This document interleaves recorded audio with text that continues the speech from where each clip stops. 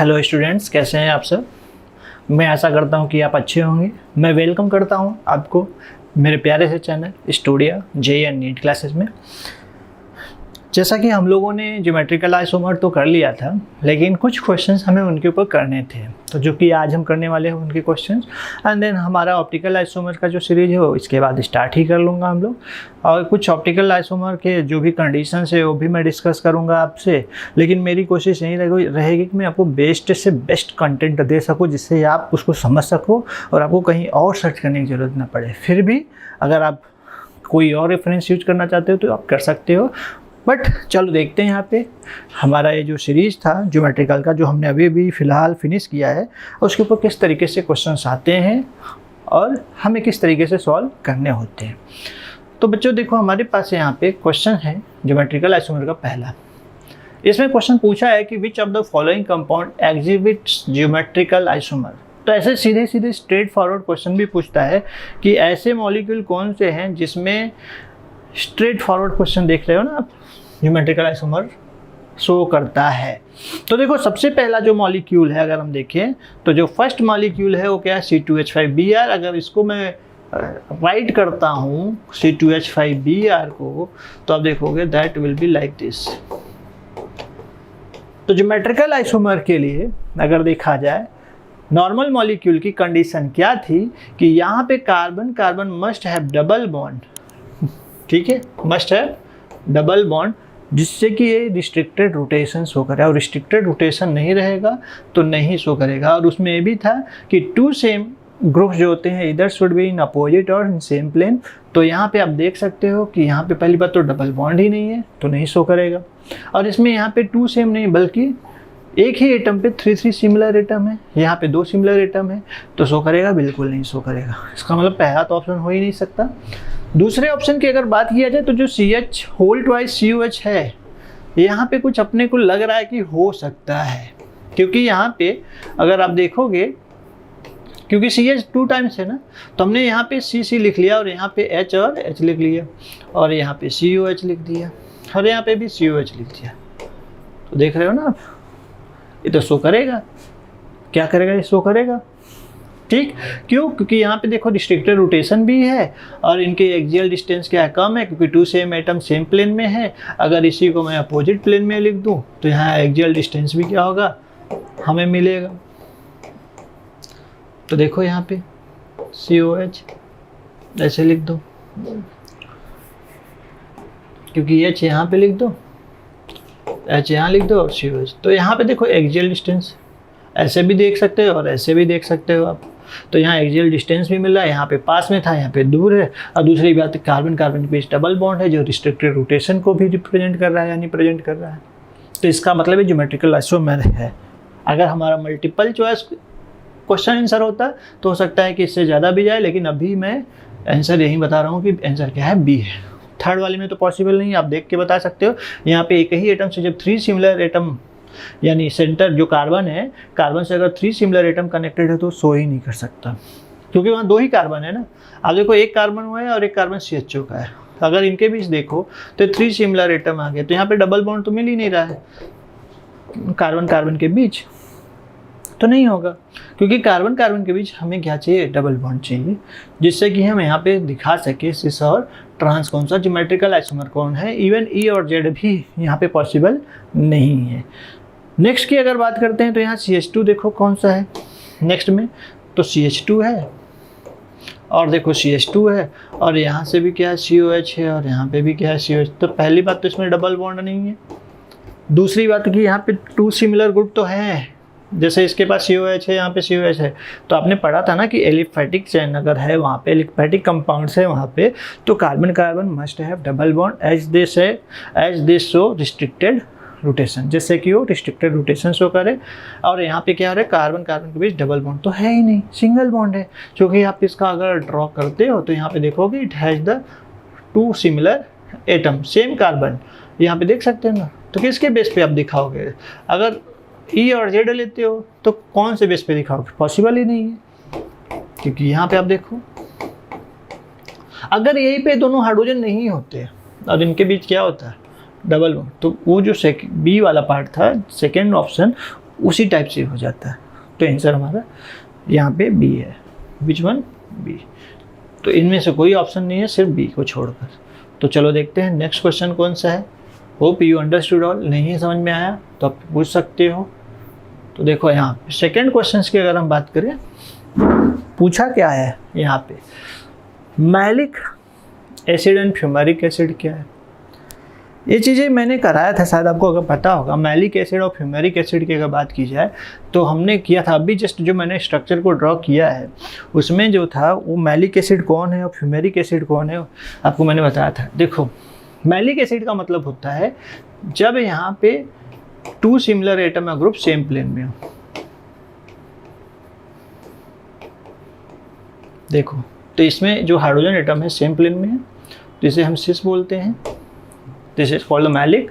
लेकिन फ्यूमेरिक क्या होता है, अगर यहाँ पे वही 2 सिमिलर एटम है ग्रुप एक दूसरे क्या हो जाए, अपोजिट हो जाए। जैसे यहाँ पे COH है, यहाँ पे क्या आ जाए, और यहाँ पे H और यहाँ पे H आ जाए, तो एक दूसरे से क्या डिस्टेंस में है ना, यहाँ एक दूसरे से क्या है, पास पास है।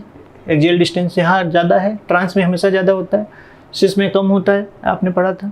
कार्बन कार्बन डबल बॉन्ड है, रिस्ट्रिक्टेड रोटेशन भी है, मतलब जो कंडीशन है सेटिस्फाई कर रहा है। तो मैंने ये भी बता के रखा था इससे पहले, और सेम टू सेम क्वेश्चन में पूछा है कि मैलिक एसिड क्या है। तो मैलिक एसिड फ्यूमेरिक एसिड का याद रखना है आपको।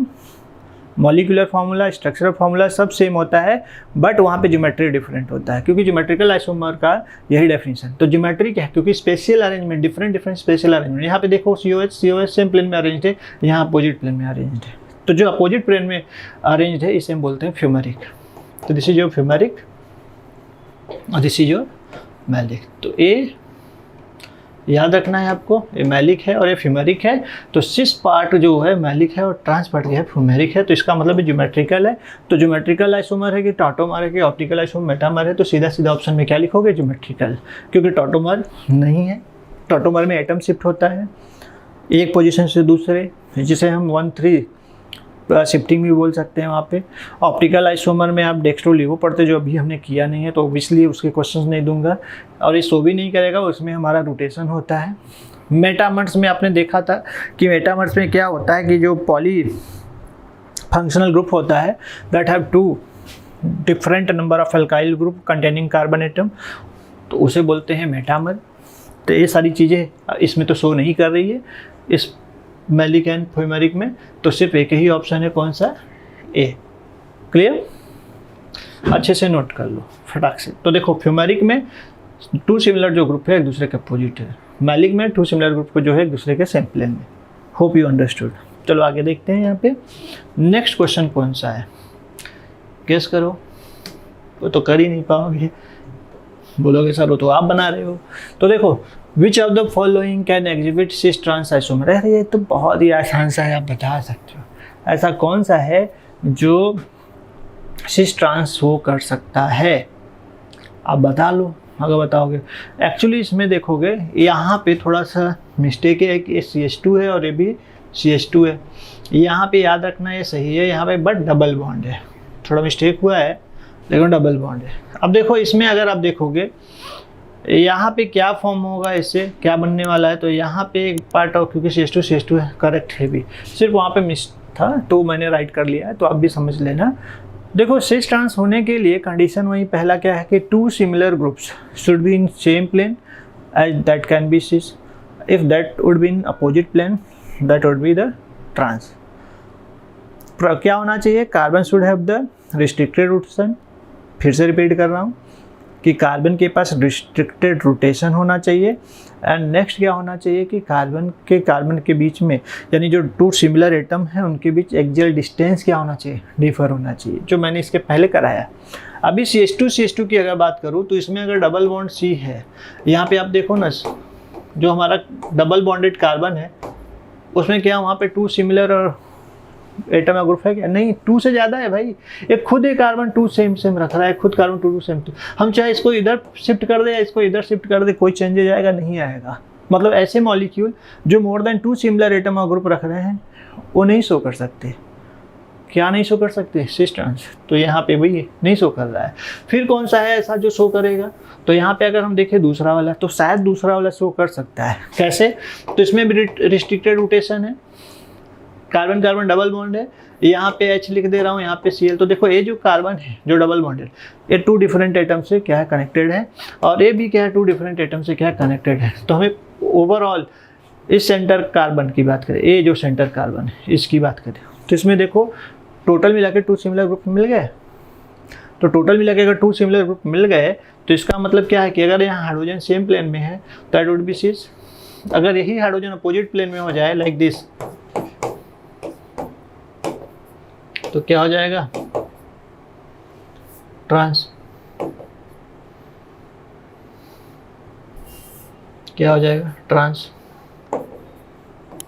तो देखो ये हो गया ट्रांस और ये हो गया सिस। क्लियर है। इसको और भी अच्छे से मैं लिख सकता हूँ आपको समझने के लिए। रुको,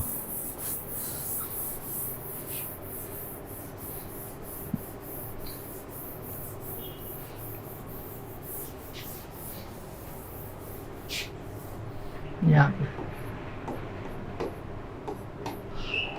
आपको जब कभी ड्रॉ करने ना है ना, तो आप पहले डबल बॉन्डेड कार्बन को कैच करो और उनके बीच डबल बॉन्ड बना दो, और डबल बॉन्ड बनाने के बाद उसको स्क्वायर प्लेनर फॉर्म में राइट करो।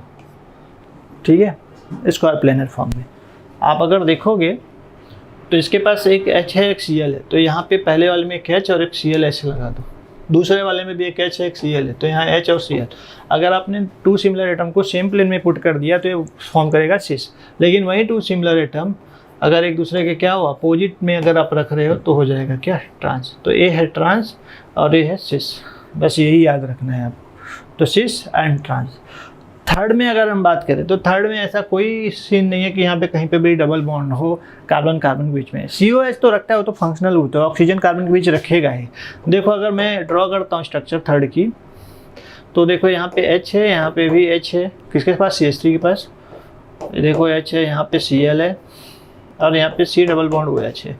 तो यहाँ कार्बन कार्बन के बीच रिस्ट्रिक्टेड रोटेशन तो शो ही नहीं कर रहा है, तो आप सिस ट्रांस कहाँ से दिखाओगे, बिल्कुल नहीं दिखा पाओगे, नहीं है ही नहीं। तो थर्ड में तो पॉसिबल नहीं है। फोर्थ में भी अगर देखोगे तो वहाँ पे भी रिस्ट्रिक्टेड रोटेशन है, क्योंकि कार्बन कार्बन क्या sp3 हाइब्रिडाइज्ड है, और जब भी रिस्ट्रिक्टेड रोटेशन की बात आएगी तो कार्बन कार्बन यहाँ पे क्या होना चाहिए sp2 हाइब्रिडाइज्ड होना चाहिए, जो प्लेन में एटम्स को रखता है। अगर 2 अगर देखा जाए सेम प्लेन में 2 सिमिलर एटम है तो हमारा सिस होता है, अगर अपोजिट है तो ट्रांस होता है। ऐसा यहाँ पे है बिल्कुल नहीं। अगर इसको भी हम लेते हैं तो यहाँ पे भी अगर आप देखोगे तो देख लो, आप हाइड्रोजन है क्लोरीन है, यहाँ कार्बन कार्बन के बीच में आपको डबल बॉन्ड मिलेगा ही नहीं, तो आप प्लेन फॉर्म कर पाओगे, बिल्कुल नहीं, इसलिए है ही नहीं है, क्योंकि कार्बन कार्बन क्या sp3 हाइब्रिडाइज्ड है, तो पॉसिबल ही नहीं है। क्या होना चाहिए sp2 हाइब्रिडाइज्ड होना चाहिए। तो इसका मतलब इस क्वेश्चन में हमारे पास का है ऑप्शन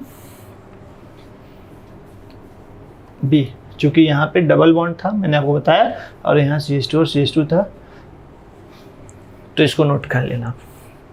ठीक, तो चलो आगे के क्वेश्चंस को हम देखते हैं कौन सा है, और थोड़ा सा आप भी ट्राई करिए, क्योंकि मेरे बताने से पहले आपका कोशिश करना जरूरी है।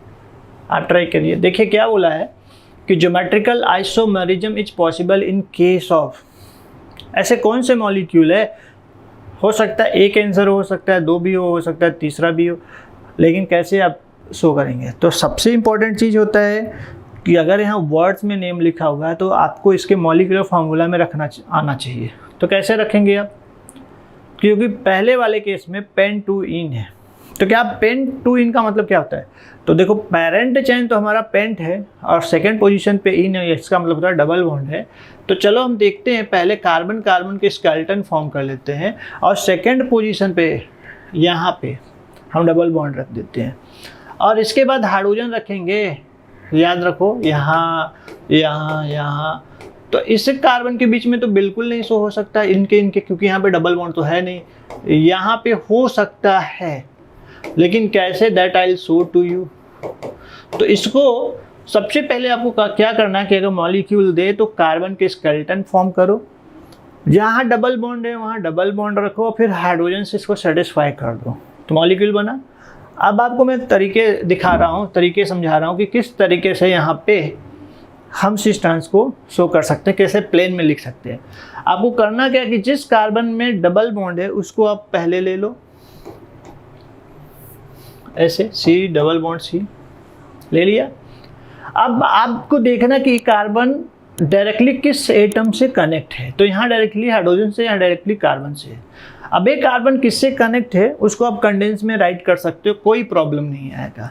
तो यहाँ पे एक कार्बन जो है, जो मैंने यहाँ पे राइट किया है, तो इसके एक प्लेन में आपको क्या रख देना है, हाइड्रोजन, और दूसरे प्लेन में कार्बन रख देना है। और मैंने बताया कि कार्बन के साथ जो भी एटम है उसे कंडेंस में राइट कर दो, मैटर नहीं करता। सेम केस यहाँ पे भी, जो डबल बॉन्डेड कार्बन है ये डायरेक्टली इस कार्बन से और इस हाइड्रोजन से कनेक्ट है, तो आपको इसको भी इस तरीके से प्लेन में राइट करना है। एक साइड में हाइड्रोजन और दूसरे साइड में कंडेंस में क्या लिख दोगे, इसको CH2, इसको CH3, तो ओवरऑल C2H5 बनेगा। तो C2H5 ऐसे लिख दो। तो इसमें भी देखो 2 सेम ग्रुप है ना, हाइड्रोजन या एटम बोल सकते हो, जो सेम प्लेन में है, और एक्सियल डिस्टेंस भी है इसमें इस तरीके से।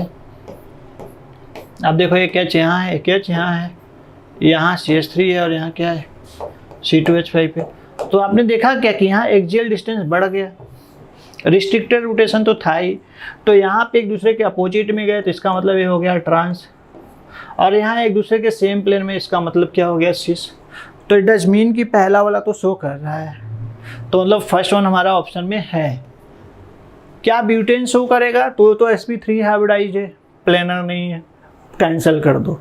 2 ब्यूटेन होगा, बिल्कुल नहीं, ये भी क्या है, sp3 हाइब्रिडाइज है, क्योंकि 2 ब्यूटेन है, कहीं पे भी रिस्ट्रिक्टेड रोटेशन नहीं है। 2 ब्यूटेन क्या है, ब्यूटेन क्या है वो भी दिखा देता हूँ।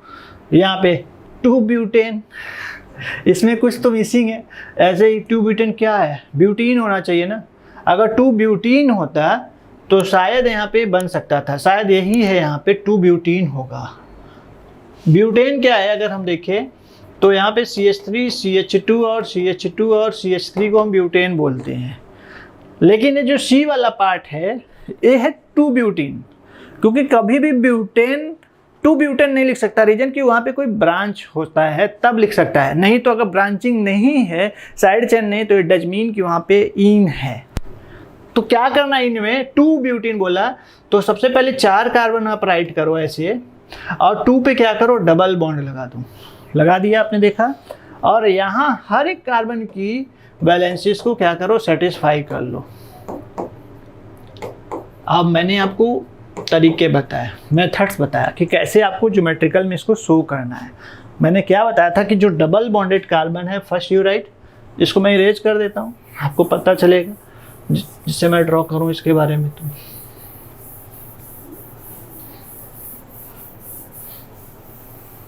देखो हम इस कार्बन को टारगेट करते हैं, तो कार्बन को टारगेट कर लिया हमने। अब इस कार्बन की बात करें तो डायरेक्टली इधर हाइड्रोजन से, डायरेक्टली इधर कार्बन से। कार्बन के साथ जो भी एटम है उसको कंडेंस में आप राइट कर दो प्लेन में लिखने के वक्त, इस तरीके से। सेम केस है कार्बन, यहाँ पे देखो CH3, इधर H से, तो यहाँ H और CH3। आप देखो ना यहाँ पे हाइड्रोजन के बीच की जो एक्सियल डिस्टेंस से कम है और रिस्ट्रिक्टेड रोटेशन भी है यहाँ पे। अगर आप इसी को अपोजिट कर लेते हो, ऐसे C ऐसे लिख लो, ज़्यादा बात नहीं करना है, आप बहुत आराम से इसको कर सकते हो। बस एक ही एटम को स्विच कर दो, CH3 को ऊपर ले जाओ, H को इधर लेके आओ, तो CH3 यहाँ हो गया और H यहाँ। इसको एज इट इज लिखो, एक ही नहीं कि इसका अगर स्विच कर रहे हो तो इसका भी स्विच कर दो, ऐसा होगा तो फिर वो सेम ही आ जाएगा, किसी एक का ही स्विच करो। तो देखो यहाँ पे सेम एटम या ग्रुप सेम प्लेन में था, और यहाँ पे क्या है, अपोजिट। तो दोनों केस में एक्सियल डिस्टेंस क्या हो रहा है, डिफरेंस है। इसमें छोटा है, इसमें बड़ा है, इसमें लार्ज डिस्टेंस आ रहा है, इसमें कम है, दे आर डिफरेंट ना। तो एक्सियल डिस्टेंस की डिफरेंस आ रही है, क्योंकि इसमें छोटा है, इसमें बड़ा है। तो इसका मतलब जो इसमें कम आया एक्सियल डिस्टेंस, हो सकता है हमारा सिस है मतलब है, और इसमें ज़्यादा है इसलिए ट्रांस, और रिस्ट्रिक्टेड रोटेशन शो कर रहा है। इट डज मीन कि हमारा सिस और ट्रांस C भी शो करेगा। इसमें 2 ऑप्शन है, A भी है और C भी है, ठीक है। D में तो हो ही नहीं सकता, रीजन क्योंकि D में अगर देखोगे तो एथीन है, डबल बॉन्ड तो है, रिस्ट्रिक्टेड रोटेशन मिलेगा, लेकिन ऐसे 2 सिमिलर एटम जो सेम प्लेन में मिले उससे की बात अगर हम करें तो है ही नहीं, क्योंकि इसमें 4 सिमिलर एटम और ग्रुप है। हाइड्रोजन आप इधर से भी इसको सिस बोलोगे, इधर से भी इसको सिस बोलोगे, अगर इसको स्विच भी करोगे तो ये अगर H ऊपर भी जाएगा, ये नीचे भी आएगा, तो क्या सेम आएगा ना, डिफरेंट थोड़ी होगा, बिल्कुल नहीं, सेम ही है। इसका मतलब इसमें सिर्फ 2 ही आंसर है, और मल्टीपल चॉइस आंसर भी आ सकते हैं इसके बेस पर। तो 1 एंड 3 ए और सी, यही आंसर है आपका। आगे देखते हैं हम लोग। तो ऐसे ही आपको क्वेश्चंस को सॉल्व करना है ज्योमेट्रिकल से। देखो ई और जेड तो आपने पढ़ा था, तो ये हम CIP स्कीम के बेस पे देखते हैं, और मैंने आपको बहुत अच्छे तरीके से CIP स्कीम रिलेट करना बताया था। अगर आप नहीं जानते हो तो आप जाओ वीडियो को देखो, समझो उसको, और उसके ऊपर जितना हो सके क्वेश्चन सॉल्व करो, कॉन्फिडेंस आ जाएगा। चलो आगे देखते हैं यहाँ पे ई और जेड। देखो ई का मतलब क्या है, जेड का मतलब बहुत ही सिंपल वर्ड में समझाऊंगा।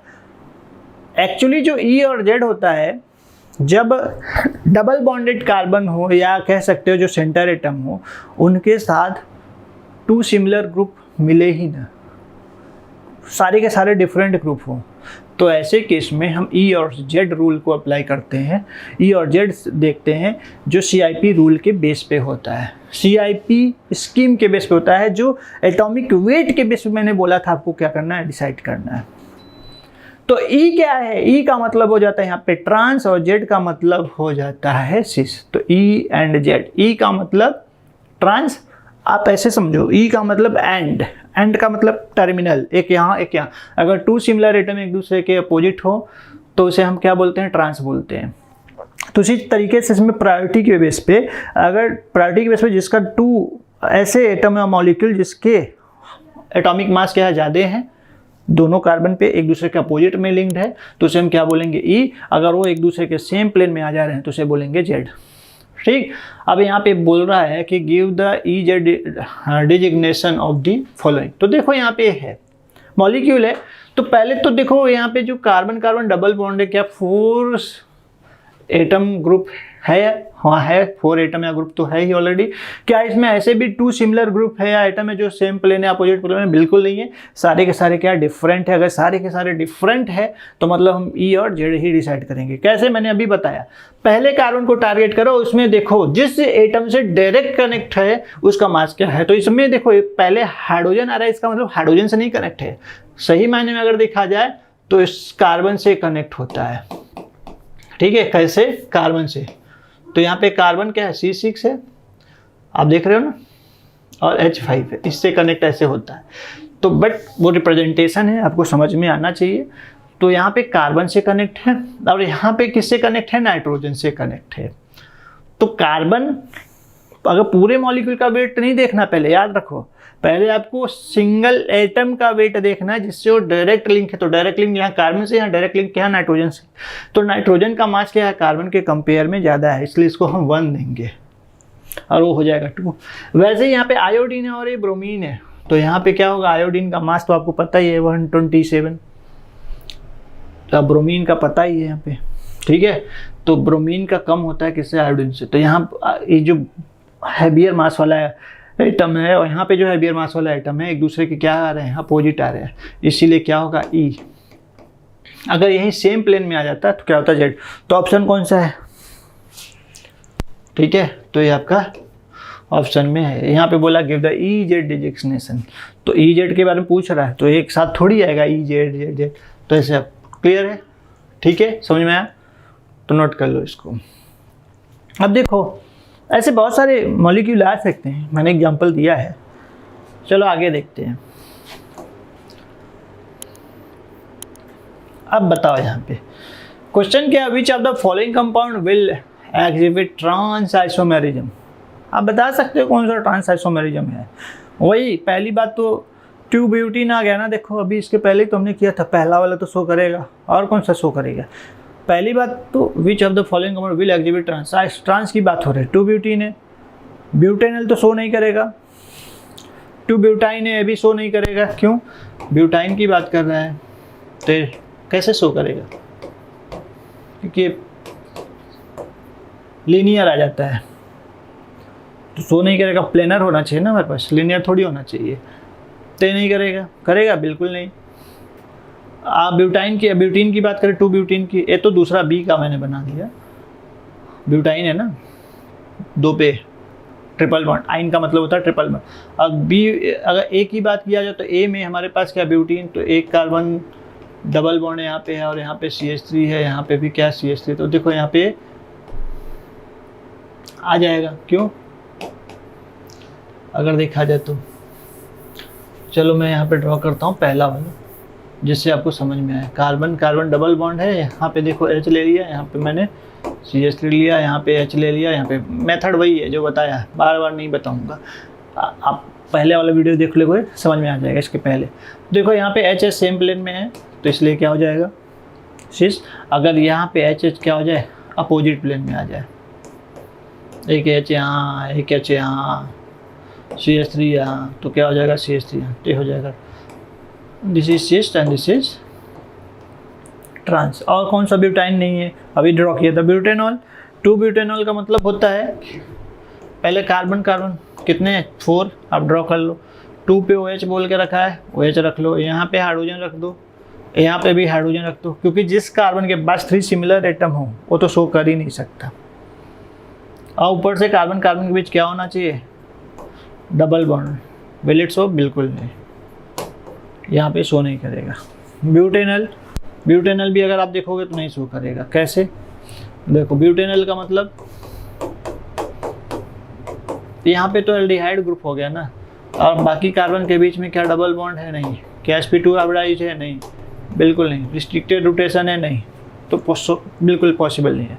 तो there is only one option here, that's your one, first one.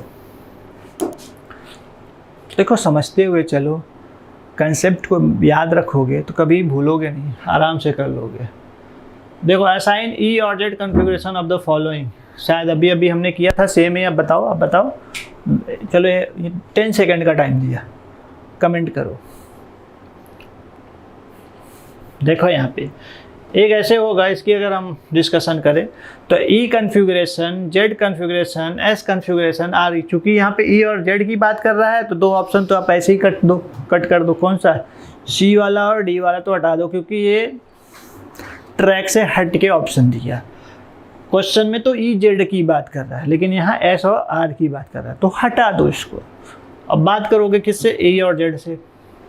तो ई का मतलब होता है कि 2 हैवियर जो ग्रुप है वो एक दूसरे के अपोजिट प्लेन में है, और जेड का मतलब होता है सेम प्लेन में। तो यहाँ पे आप देखोगे इस कार्बन से कार्बन ही कनेक्ट है, यहाँ हाइड्रोजन है, तो ऑब्वियसली कार्बन का मास ज़्यादा होगा हाइड्रोजन से। इसमें एक कार्बन का मास ज़्यादा, तो एक दूसरे क्या है, ये देखो अपोजिट में है। तो क्या होना चाहिए, ई। क्या होना चाहिए, ई। जेड थोड़ी होगा, जेड के लिए इसको स्विच कराना पड़ेगा आपको। हम पढ़ नहीं रहे हैं, क्वेश्चन सॉल्व कर रहे हैं। तो क्या हो गया, ई। तुम्हारा ऑप्शन कौन सा हुआ, this one. Hope you understood. चलो आगे देखते हैं। अगर हम यहाँ पे और भी क्वेश्चंस की बात की जाए, कौन सी है, देखो which type of compounds can not exhibit geometrical isomerism. ऐसे कौन सा कंपाउंड है जो ज्योमेट्रिकल है, 2 similar atom group same plane में होना चाहिए, सिंगली बॉन्डेड है। तो सिंगली बॉन्डेड जो होता है, अगर यहाँ साइक्लिक आ गया तो उसमें तो सिंगल बॉन्डेड है, तो हमने पढ़ा था ना, साइक्लिक में सिंगल बॉन्डेड भी रहेगा तो चलेगा, लेकिन 2 सिमिलर ग्रुप। देखो अगर इसकी बात किया जाए, अगर कोई बोले शो करेगा, CH3 हमने लिया, H यहाँ लिया, बिल्कुल शो करेगा। सिंगल बॉन्डेड है ना सब, साइक्लिक का ये रूल है अपना कि सारे के सारे sp3 हाइब्रिडाइज होने चाहिए एल्केन में, साइक्लोएल्केन में। साइक्लोएल्किन का एक अलग रूल है। तो यहाँ पे देखो साइक्लोएल्केन का अलग, तो यहाँ पे देखो अपोजिट है, ये देखो ये एक दूसरे क्या है, अपोजिट है। यहाँ पे देखो ये अपोजिट है, ये देखो ये अपोजिट है, तो क्या होगा, ट्रांस होगा। अगर इसी को हमने यहाँ पे CH3 लगा दिया, यहाँ पे H लगा दिया, क्या हो गया, सिस हो गया। तो मतलब सिंगल बॉन्डेड, ऐसा कुछ वहाँ पे मेंशन नहीं किया ना कि ओपन चेन है, साइक्लिक है, सिर्फ मेंशन किया सिंगली बॉन्डेड। तो हम यहाँ पे टारगेट यही करेंगे कि सिंगली बॉन्डेड अगर कहीं पे किसी भी रूल में एप्लीकेबल है तो हम दिखाएंगे हाँ हो रहा है। डबल बॉन्डेड तो ओपन चेन में होता है, इवन एल्कीन में, साइक्लोएल्कीन में भी आप देखोगे तो वहाँ डबल बॉन्डेड के ही रिस्पेक्ट में बात करता है। तो मतलब इसमें भी पॉसिबल है, ए में भी पॉसिबल है, बी में भी पॉसिबल है। पूछा क्या किस में नहीं शो करेगा, उसकी बात कर रहा है। डबल बॉन्डेड वाला तो अभी आपने किया ना, दिखाता हूँ। डबल बॉन्डेड का ये टिक टिक, यहाँ पे देखो H ले लो, यहाँ पे CH3 ले लो, यहाँ पे H ले लो, यहाँ CH3 ले लो, तो शो कर रहा है ना ट्रांस ट्रांस। इसको स्विच कर जाओ, यहाँ पे क्या लिख दो, CH3 लिख दो, यहाँ H लिख दो, तो क्या हो गया, सिस सिस सिस सिस। किसी के बेस पे आप देखोगे तो सिस सिस दे रहा है ना, तो मतलब सिंगली में डबली में पॉसिबल है। ट्रिपली में क्या है, साइक्लिक में तो अभी बताया, साइक्लिक में अभी दिखाया भी एग्जांपल, तो पॉसिबल है। आपके पास एक ही ऑप्शन बच रहा है, कौन सा, सी। ट्रिपली में नहीं शो करेगा, ट्रिपली में अभी तो बताया कि लीनियर हो जाता है, नहीं शो करेगा। प्लेनर में कहाँ से जाएगा, बिल्कुल नहीं, क्योंकि SP हाइब्रिड है, प्लेनर में हो जाएगा, प्लेनर में नहीं होगा वो, लीनियर में हो जाएगा, तो नहीं शो करेगा। तो ऑप्शन क्या होना चाहिए, बताओ क्या शो करेगा, चलो नॉन, कभी नहीं शो करेगा, लीनियर है। अंडरस्टूड। तो ऐसे मॉलिक्यूल को हम शो करते हैं, तो कौन शो करेगा, शो करने के लिए A, B और D। और कौन शो नहीं करेगा, क्योंकि कैन नॉट एग्जिबिट की बात कर रहा है। किसकी बात कर रहा है, कैन नॉट एग्जिबिट, तो C, ठीक है, C। चलो आगे चलते हैं। ओह गॉड, देखो यहाँ पे one of these molecule has geometric isomer and the other one does not, explain the difference. अभी तो बताया, पहला compound should have two similar atoms of group either in same plane or opposite plane, then that will show the cis and trans. They must have restricted rotation, this is the main condition. They must show the axial distance, this is the main condition. तो restricted rotation यहाँ मिल रहा है, वहाँ मिल रहा है, बिल्कुल नहीं। Axial distance इसमें भी मिलेगा, अपोजिट देखो, two similar atom same plane में, अगर इसी को मैं अपोजिट प्लेन में लिखूं, क्या C डबल बॉन्ड C, यहाँ पे क्या आ जाएगा H, यहाँ पे क्या आएगा Cl। मैंने इसको स्विच कर दिया, Cl को ऊपर ले लिया H को यहाँ, तो देखो एक्सियल डिस्टेंस, और यहाँ पे देखो एक्सियल डिस्टेंस, तो यहाँ कम है और यहाँ ज़्यादा है, वहाँ कम है और यहाँ ज़्यादा है। तो आप देख सकते हो, लेकिन इसमें बिल्कुल नहीं, क्योंकि यहाँ पे 2 सिमिलर नहीं बल्कि 4 सिमिलर है दिस वन। और एक्सियल डिस्टेंस की तो दूर दूर की बात नहीं है, छोड़ दो उसको। और रिस्ट्रिक्टेड रोटेशन तो है ही नहीं, क्या है, क्या रिस्ट्रिक्टेड रोटेशन, बिल्कुल नहीं, तो कैंसिल करो। तो सीधा सीधा जो मैंने कंडीशन अभी बताया, you have to just note down. Answer हमारा कौन सा है, ए है। और जिसमें मैंने जो कंडीशन बताया, आप अगर नहीं जानते हो तो लिख लो, मैं यहाँ लिख देता हूँ आपके लिए। पहला, molecule must have restricted rotation, पहला। दूसरा, molecule must have axial distance. ये दो तो मेन है, इसको तो भूलने का ही नहीं है। एक और लिख देता हूं, molecule should have two similar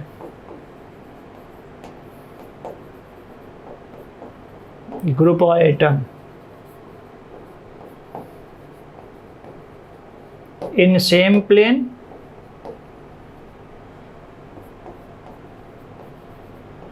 and opposite plane। तो सेम प्लेन में है तो से अपोजिट प्लेन में है तो ट्रांस दिखेगा। चलो, दिख रहा है आपको, तो नोट कर लो। राइटिंग थोड़ा सा समझ के लिखना मेरी, क्योंकि अगर समझ में नहीं आ रहा है तो एक एक वर्ड पढ़ना, MOLECULE, तो समझ में शायद आ जाए। तो चलो आगे देखते हैं, नोट कर लो पहले उसे, आगे देखते हैं फिर कौन सा है। जितना भी आज हम लोगों ने क्वेश्चंस किया है, इसको बहुत अच्छे तरीके से आपको क्या करना है, रिवाइज करना है। और ऐसे बहुत सारे क्वेश्चंस आपके बुक्स में मिल जाएंगे, रिलेट करो, देखो और कंडीशन अप्लाई करो और आप सॉल्व कर पाओगे, एक गारंटी के साथ बोलता हूँ। अभी देखो अपना दिसंबर चल रहा है, मान के चलो 1 महीने, बस 1 महीने आपको जेईई के एग्जामिनेशन के लिए है, तो इसमें पूरे तरीके से बोलते हैं ना, दिल से सिर्फ रिवीजन करो। एक्स्ट्रा आप कोई नया चीज़ पढ़ने की कोशिश मत करो, सिर्फ रिवीजन करो। जो बच्चे एनसीईआरटी को बहुत अच्छे तरीके से रिवाइज कर लिए, पास्ट कुछ 10 इयर्स के पेपर सॉल्व कर लिए, 10 नहीं भी सॉल्व हो रहे हैं तो कुछ 7 to 8 इयर्स का सॉल्व कर लो, गारंटी के साथ बोलता हूँ आपके अच्छे परसेंटाइल आएंगे। लेकिन वो होना चाहिए, ऐसा नहीं पढ़े अभी बोल दो अरे नहीं वो स्टूडियो वाले जो जेईई सर अरुण सर थे जो जेईई का बता रहे थे उन्होंने ऐसे बोला था, ऐसा कुछ नहीं है। मैं जो बोल रहा हूँ ना बस उसको फॉलो करो, और गारंटी के साथ बोलता हूँ कि आप अच्छे परसेंटाइल से पास होगे। तभी भी हमारे पास 1 मंथ है हाथ में, हमें छोड़ना नहीं है। फुली रिवाइज करो, रिवाइज, नया कुछ मत सीखो, सीखने के चक्कर में आप रिवाइज नहीं कर पाओ। और हो सके जितना उतना क्वेश्चंस को सॉल्व करो, try to solve more to more questions, यही आपके लिए कह सकते हो, बोलते हैं ना बूस्ट अप, वही है। ठीक है, चलो take care all of you, bye.